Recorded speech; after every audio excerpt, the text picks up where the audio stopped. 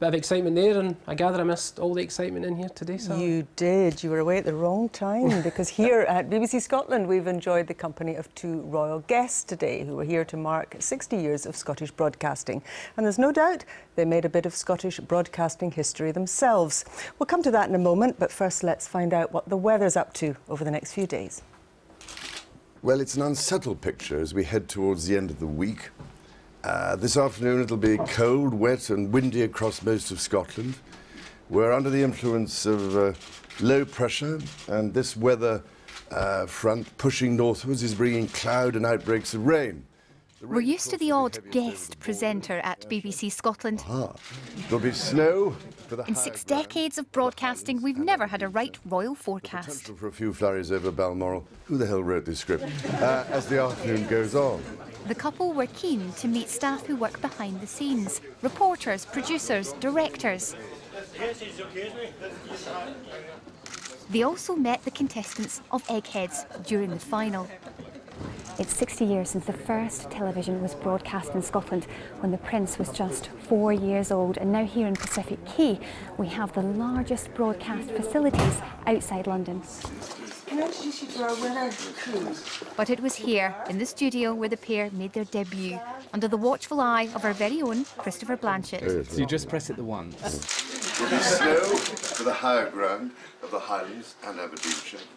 The Duchess was certainly impressed. How do you feel he did? I think he's a very good weather forecaster. Yes, he's always been longing to do it. He watches it every night. After a little persuasion... Go on, give us a try. Go on, try it. It's great fun. Go on. There you are. Do you want to try? You don't have to, I promise you. No, you take my hand back. Right. It was time to hand over the baton. This afternoon it'll be cold and wet and windy. The couple were relaxed and interested throughout the visit, even if the weather forecast did leave them a little cold. But a cold day everywhere, with temperatures of just 8 Celsius and a brisk northeasterly wind. Thank God it isn't a bank holiday. And Your Royal Highness, how do you feel? The Duke of Rothesay ending that report from Laura Bicker. Let's get the real thing now from the man who did write that script, expecting his knighthood any day, or possibly not, Chris? Possibly not. It would have been unfair, though, to not give them the script, not do it like we do, with no script at all. Not that I'm saying I'm better than the Duke, obviously. Yes, you are. He certainly promised wet, windy and cold conditions, and that's what we got this afternoon, pretty much across the whole of the country, and it's staying that way as we head in towards this evening. Wet and breezy pretty much across the whole of Scotland. We continue to have that yellow warning in force across the southeast through the Lothians and borders, with persistent rain and tricky driving conditions. Further north, more in the way of showers working their way in, and again the showers and that rain could be turning to snow over the highest hills and mountains. Temperatures overnight no lower than around about 4 or 5 for most. Now tomorrow, the low pressure that brought the pretty horrible weather, quite frankly, is moving away towards the near continent, but it will be a slow process, and we'll continue to have the remnants of it for much of the day tomorrow. So a wet start in the south, a wet in the north as well. We lose that weather warning, and generally it will start to improve, but still fairly damp and quite brisk, those winds as well from the northwest.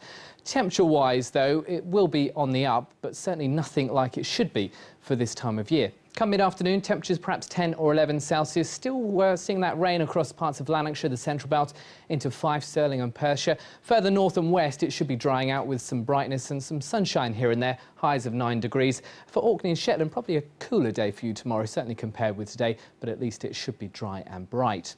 The rest of the afternoon into the evening and overnight, and the showers and the rain finally fade away. It will be dry and settled, still with that breeze though. Now here's the reason why. We've got high pressure really establishing itself overhead, and that will be with us for the first half of the weekend, bringing dry, bright, fine and settled conditions. And all in all, Saturday it's not looking too bad. There is some sunshine around, perhaps 1 or 2 showers in the west and northwest with some clouds. Temperatures where they should be 13 or 14 degrees and winds from the west. It doesn't last, unfortunately. The high is squeezed out of the way by this area of low pressure over Iceland, pushing its way in. Notice the tight gradient on the isobar, strong southwesterly winds and pretty wet in the west as well. Saturday is the best day. That's the forecast. Thanks, Chris. I think your job's still safe. Now, a summary of tonight's top stories.